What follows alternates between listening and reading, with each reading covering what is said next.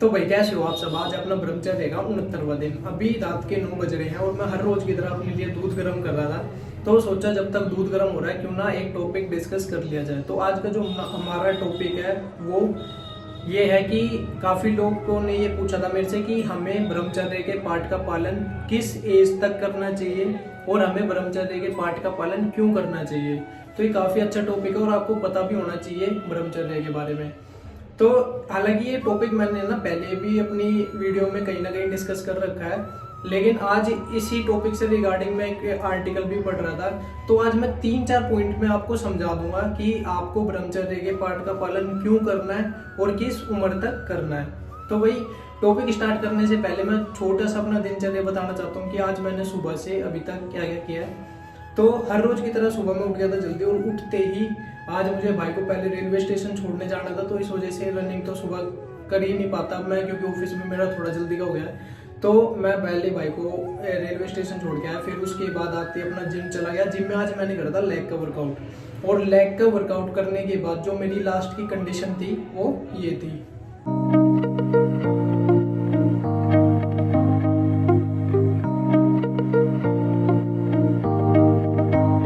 ये थी अपनी लेग्स की कंडीशन। फिर उसके बाद मैं घर आ गया, घर आके थोड़ी सी मेडिटेशन करी। मेडिटेशन करने के बाद फिर मैंने अपने ड्राई फ्रूट शेक पिया। शेक पीने के बाद मैं हो गया था बिल्कुल ऑफिस के लिए रेडी। फिर मैं ऑफिस चला गया। ऑफिस से अब ये शाम को आया था 7 बजे।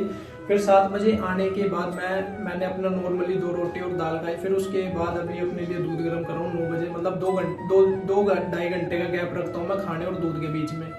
तो भाई इस तरीके का बीता आज का कुछ अपना दिन, जो कि हर रोज की तरह लगभग सेम ही था। इस वजह से मैंने हर एक क्लिप आपको छोटी छोटी ना दिखा के वर्बली बता दिया। तो चलो अब करते हैं अपना टॉपिक कंटिन्यू कि हमें ब्रह्मचर्य के पाठ का पालन क्यों करना चाहिए और किस उम्र तक करना चाहिए।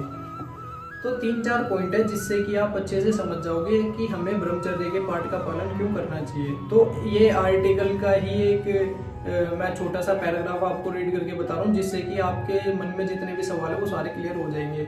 और इस आर्टिकल का हमें जिक्र अपने ब्रह्मचर्य ही जीवन है उस पुस्तक में भी मिलता है।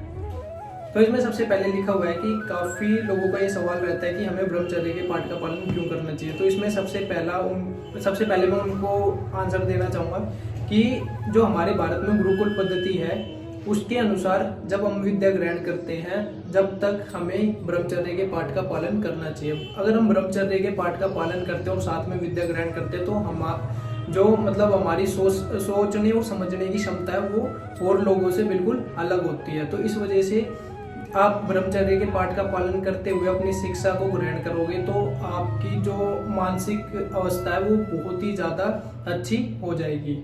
दूसरी चीज, काफी लोगों का यह भी सवाल था कि भाई हमें किस उम्र तक ब्रह्मचर्य के पाठ का पालन करना चाहिए। तो इसमें लिखा हुआ है कि लगभग 25 वर्ष की अवस्था तक आपको ब्रह्मचर्य के पाठ का पालन करना चाहिए। फिर उसके बाद आप शारीरिक और मानसिक रूप से बिल्कुल विकसित हो जाओगे। फिर उसके बाद आप एक अपना अच्छा गृहस्थी बसा सकते हो। तो मतलब इसमें लिखा हुआ है कि 25 साल तक आप अपना ब्रह्मचर्य के पाठ का पालन कर सकते हो। फिर इसमें आगे लिखा हुआ है कि आयुर्वेदा में वीर्य की तुलना वज्र से की गई है। यदि आप वीर्य धारण करते हैं तो आपका जो शरीर है वो वज्र के भांति मजबूत बन जाता है। और यहाँ मजबूत से ये बिल्कुल भी नहीं है कि शारीरिक फुलाव आ जाए, आप अंदरूनी रूप से बहुत ही ज्यादा मजबूत बन जाते हो।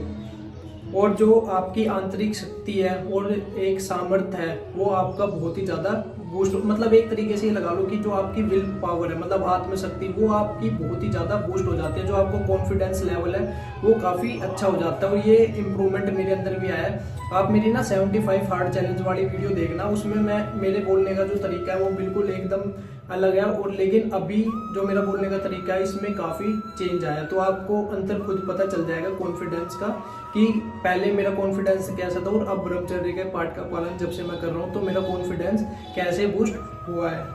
और इसमें आगे लिखा हुआ है जो व्यक्ति ब्रह्मचर्य का पालन करता है विवाह के बाद भी वह संयम से रहता है, उसकी संतानें भी उसी की तरह वीर्यवान पैदा होती है। तो ये भी इसमें लिखा हुआ है। फिर इसमें आगे एक मतलब युवाओं को एडवाइस दी हुई है, वो मैं बताता हूँ।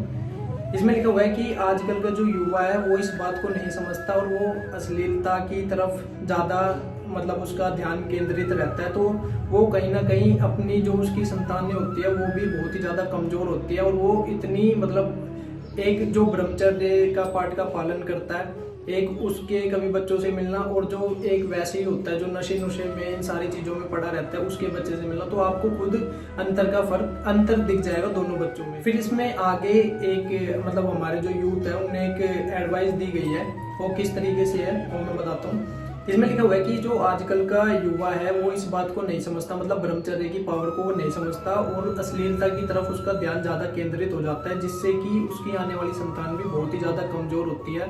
और आप खुद ही एक तरीके से कंपेयर कर लेना, कोई गुरुकुल में कोई बच्चा पढ़ता हो या किसी जैसे आचार्य जी और ये गुरुकुल में जितने भी गुरु होते हैं उनके बच्चों से मिलना और एक जो नशा करता है बच्चा उसके नशा करने वाले पेरेंट्स होते हैं जो उनके बच्चों से मिलना, दोनों की आपस में कंपैरिजन कराना, आपको धरती आसमान का फर्क देखने को मिल जाएगा।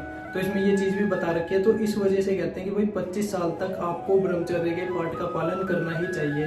और ये चीज़ मैं आर्टिकल की नहीं, ब्रह्मचर्य ही जीवन है, इस पुस्तक में भी ये चीज़ें लिखी हुई है। और भी आप अगर हमारे पुराने ग्रंथ भी उठाओगे तो भी आपको ये चीज़ें देखने को मिल जाएगी कि पहले के जो लोग होते थे वो लमोट के काफ़ी पक्के होते थे।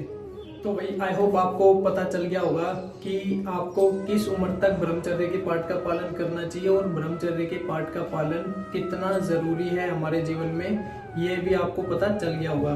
तो ये जो मेरी वीडियो अगर कोई मेरे से छोटा देख रहा होगा, मतलब छोटा भाई, तो भाई आप सभी से अनुरोध है कि ये जो अश्लीलता वाली चीज़ें होती हैं इनसे जितनी दूरी बना लोगे उतना आपकी सेहत के लिए काफ़ी अच्छा होगा और आपके भविष्य के लिए भी काफ़ी अच्छा होगा। और हमारे जो भारत देश है, भारत का भविष्य भी तुम्हारे हाथ में है।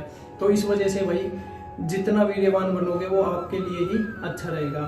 तो भाई आई होप आपको आज की जो वीडियो है ये भी काफ़ी अच्छी लगी होगी। तो आज की वीडियो में वही इतना ही, कल मिलते हैं अपनी एक और नई वीडियो में। जब तक के लिए जय हिंद, जय भारत, जय श्री राम, थैंक यू।